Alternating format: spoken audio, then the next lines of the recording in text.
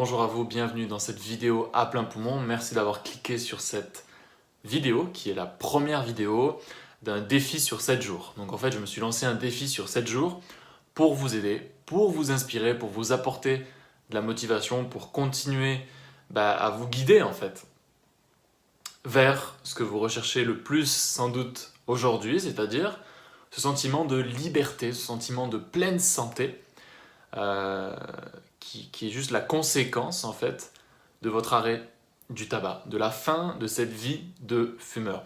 Donc pourquoi 7 jours? Tout simplement parce que quand je tourne cette vidéo, on est le 26 décembre et dans 7 jours, on sera le 1er janvier 2019.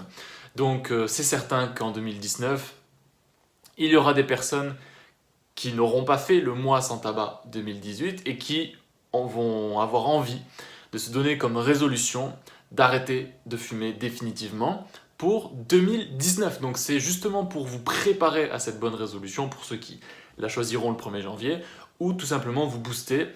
Voilà, je me suis dit que l'occasion était parfaite pour vous faire cette vidéo, une par jour, pendant 7 jours. La première, elle vient répondre à la plus grande frustration que rencontrent les personnes qui veulent arrêter de fumer, et je le remarque au quotidien, c'est la prise de poids. Donc la prise de poids, ça peut être un frein à l'arrêt du tabac, et peut-être que si vous regardez cette vidéo, c'est que voilà, vous avez envie d'arrêter de fumer, vous avez peut-être même déjà essayé d'arrêter de fumer, mais vous avez peur de prendre du poids, peut-être même que vous connaissez des personnes qui en arrêtant de fumer ont pris du poids, et vous ne voulez absolument pas prendre de poids. Donc la première chose, avant de vous donner 4 conseils, j'ai un trou de mémoire, je ne sais plus si c'est 4 ou 5, mais enfin bon, vous aurez la surprise, pour vous aider par rapport à cette peur-là et pour réussir à la dépasser. Avant ça, déjà, demandez-vous qu'est-ce qui vous amène à avoir peur de prendre du poids. Je répète, qu'est-ce qui vous amène à avoir peur de prendre du poids? En clair, pourquoi vous avez cette peur ou cette crainte, cette appréhension de la prise de poids qui vient vous enrayer la vie? Pourquoi? Qu'est-ce qui se passe? Est-ce que c'est l'image de vous physiquement avec 3 kilos en plus qui ne vous fait pas envie? Est-ce que c'est que vous avez peur de retomber dans une autre addiction, de transférer l'addiction de la cigarette à l'addiction de la nourriture? Okay. C'est quoi la raison? Est-ce que vous connaissez peut-être des gens qui ont pris 30 kilos en arrêtant de fumer? Vous avez peur de devenir obèse, de ne pas savoir vous arrêter? C'est quoi? Et une fois que vous allez identifier quelle est la raison qui fait que vous avez cette crainte, cette peur, cette appréhension, à ce moment-là, vous allez pouvoir commencer à la dépasser. Parce que tant que vous ne savez pas vraiment pourquoi vous avez peur, vous allez garder cette peur comme ça, et peut-être même que ça va faire que toute votre vie, vous allez avoir l'impression que la cigarette vous manque. Donc c'est vraiment très important et très sérieux.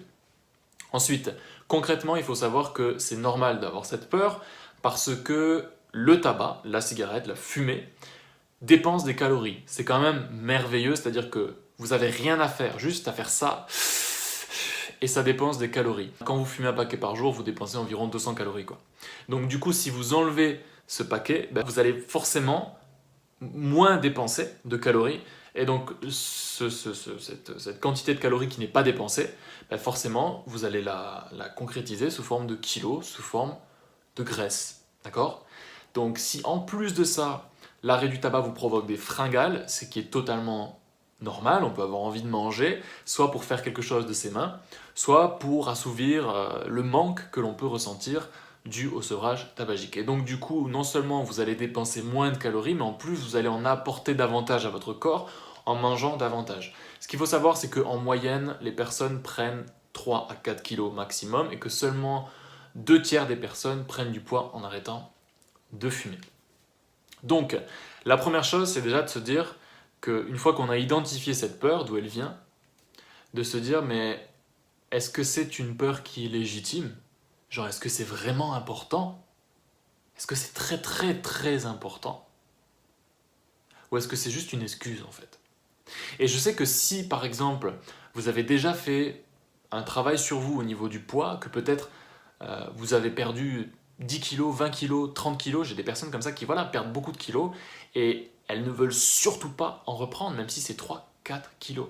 Mais demandez-vous si c'est vraiment, vraiment important, cette histoire de 3-4 kilos, ou est-ce que c'est juste une excuse pour ne pas se lancer pleinement à 100% dans l'arrêt du tabac? Arrêter de fumer, c'est clairement pas reporter son addiction sur une autre addiction.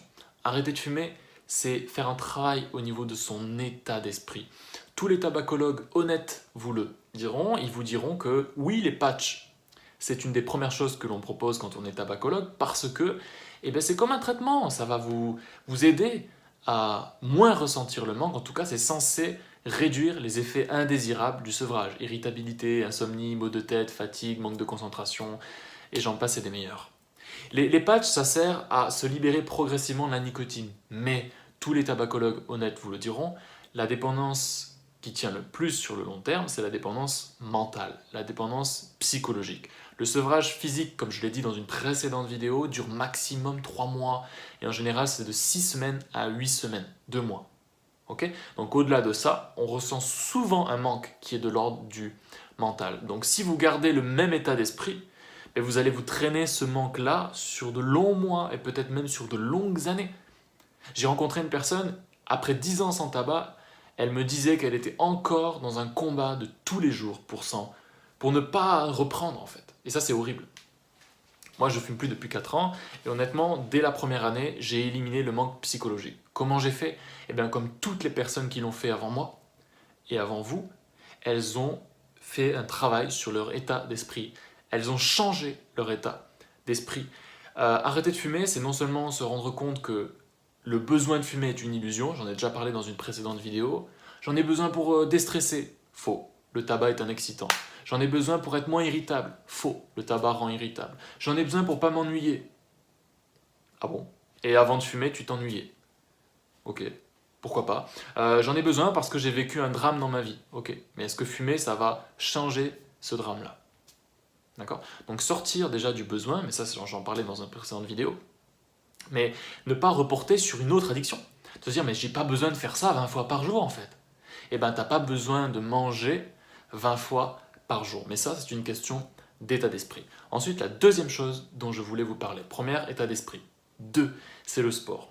Ou les dépenses. Donc si vous dépensez moins de calories parce que vous arrêtez de fumer, libre à vous maintenant d'ajouter dans votre quotidien une activité physique, voire sportive. Je sais que parmi vous, certains ne sont pas forcément fans d'aller à la salle de musculation, ne sont pas forcément fans de s'inscrire à un cours de boxe ou à un cours de judo ou à un cours de tennis, mais simplement faire de la marche tous les jours.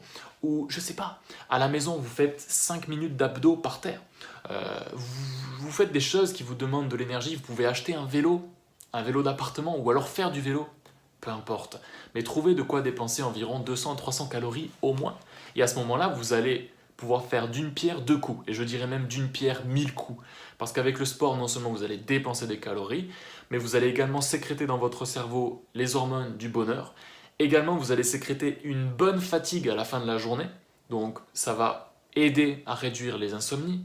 C'est vraiment tout bénef. Et en plus, quand on sort d'une séance de sport, qu'on est bien essoufflé, même si elle a été courte, je parle de 5-10 minutes, quand on n'a pas fait de sport depuis longtemps, c'est déjà très très bien. On n'a pas envie de fumer une cigarette. On est essoufflé, on n'a pas envie de fumer une cigarette. Et puis on se sent bien.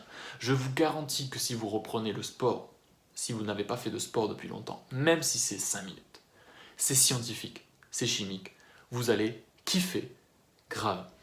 Troisième chose dont je voulais vous parler dans cette vidéo, c'est chaque chose en son temps. Déjà, arrêter de fumer, c'est une excellente idée, mais ça demande du courage. Ça demande le courage de se dépasser, le courage de mettre de côté peut-être 20 ans de tabagisme, 10 ans de tabagisme. Et ça, c'est pas rien. Ça ne se fait pas du jour au lendemain. Vous imaginez? Faire quelque chose tous les jours, à savoir fumer, tous les jours pendant 10 ans, 20 ans, et vous croyez que vous allez l'oublier en 5 jours? Non. Même si vous faites une séance d'hypnose qui vous dégoûte de la cigarette, ce qui est possible, mais vous avez les habitudes, vous avez la nostalgie, vous avez tous les bons moments que vous avez passés avec la cigarette qui à un moment donné vont ressurgir. Ça ne veut pas dire que vous allez craquer, mais ça ne se fait pas du jour au lendemain. Chaque chose en son temps. Déjà, arrêter de fumer vous demande donc du courage, de l'énergie, du focus, de la détermination, ce qu'on peut appeler aussi la volonté. Alors si en plus de ça, vous ajoutez la perte de poids, ça fait peut-être beaucoup.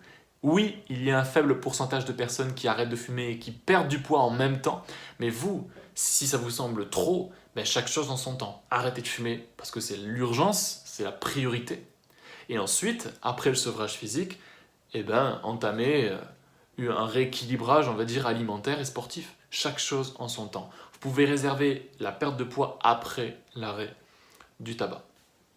Voilà mes amis, ces trois choses, l'état d'esprit. Ensuite, en deuxième, l'activité sportive qui est de faire d'une pierre 1000 coups. Ok.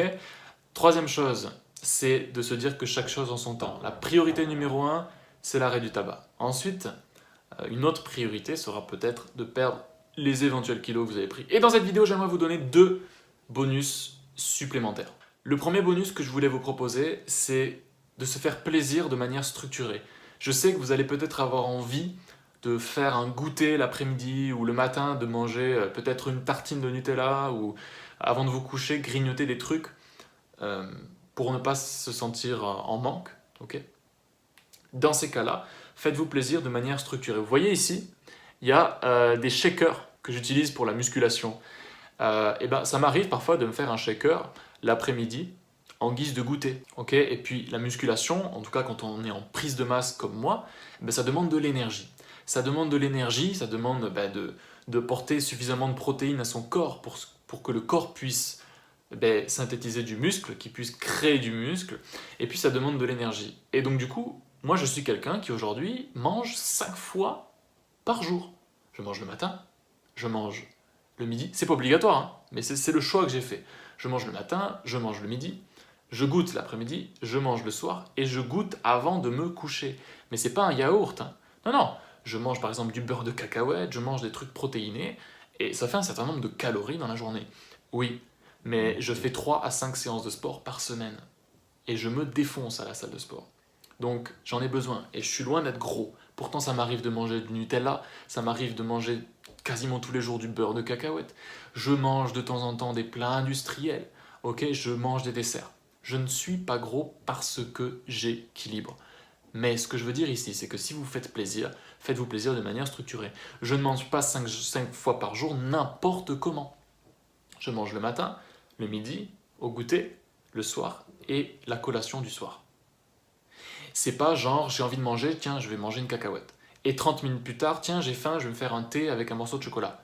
Ça c'est très mauvais. Il faut savoir que votre digestion elle dure au minimum 1 heure environ.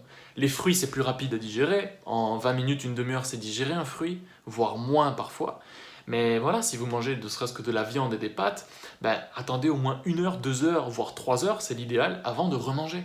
Donc si vous avez une fringale, organisez-vous les temps où vous allez goûter. Dites-vous, ok, j'ai faim, mais c'est pas grave, je vais manger dans 1 heure, je vais manger à 16 heures. À 16 heures, je me fais ma petite collation. Et vous vous faites plaisir. Ok. Et on peut aussi se faire plaisir de manière saine.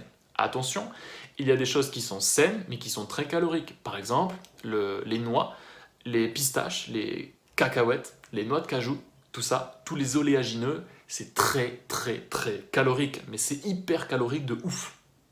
Genre une noix, je crois que c'est 700 calories pour 100 grammes, c'est immense. Donc attention, sain ne veut pas dire peu calorique, donc attention à ça. Deuxième bonus, et celui-là me tient à cœur, c'est de vous inviter, j'ai envie de vous inviter en fait à vous aimer inconditionnellement, même si vous prenez des kilos. Je vous invite à vous aimer, à être en amour pour vous-même, en fait, même si vous prenez 3-4 kilos. D'aimer votre corps, même s'il va légèrement changer, même s'il change légèrement, pour réaliser cette chose qui est très importante pour vous, à savoir d'arrêter de fumer. Ok ? De vous aimer quand même. Moi, aujourd'hui, je fais de la musculation, et je vais vous le dire, déjà, tu vois, je suis pas Superman, mais c'est clairement, au-delà de la santé, c'est aussi pour le physique, parce que j'ai envie d'avoir un physique qui me plaît davantage. Mais il y a des fois où je vais manger des fondants au chocolat, où je vais manger des pizzas. Là, c'est les fêtes, et pendant les fêtes, j'ai fait moins de sport, et j'ai mangé davantage de choses caloriques. Donc j'ai pris un petit peu de bidou. Mais je m'aime quand même. Je m'adore quand même, et je sais que je vais trouver la motivation pour avoir un corps qui me plaît davantage. Mais même si je ne changeais pas, j'aime quand même mon corps. Oui, je fais du sport pour mon corps, mais j'aime mon corps tel qu'il est chaque jour. Donc ça, c'était le deuxième bonus. Merci de m'avoir écouté dans cette vidéo qui est un peu plus longue que prévu, donc désolé. Mais c'était un sujet important, c'est la frustration numéro 1 statistiquement quand on veut arrêter de fumer, donc ça me tenait à cœur de vous faire cette vidéo. Et si elle vous a plu, n'hésitez pas à la partager parce que vous n'êtes pas seul à vouloir arrêter de fumer. Loin de là. Environ un fumeur sur deux veut arrêter de fumer et les fumeurs en France, ça se compte autour de, je sais plus combien, 16 millions de fumeurs en France quand même, un peu plus. Donc vous divisez par deux, ça fait quand même plusieurs millions de personnes qui sont potentiellement intéressées par cette vidéo. Donc voilà, et puis si vous mettez un like, ça va dire à YouTube que cette vidéo elle est cool et donc il va la recommander aux autres. Merci pour ça, c'est pas juste pour me faire plaisir. Passez d'excellentes fêtes, on se retrouve demain pour le jour numéro 2 du défi, 7 jours, 7 vidéos. Je vous embrasse et prenez soin de vous. Ciao.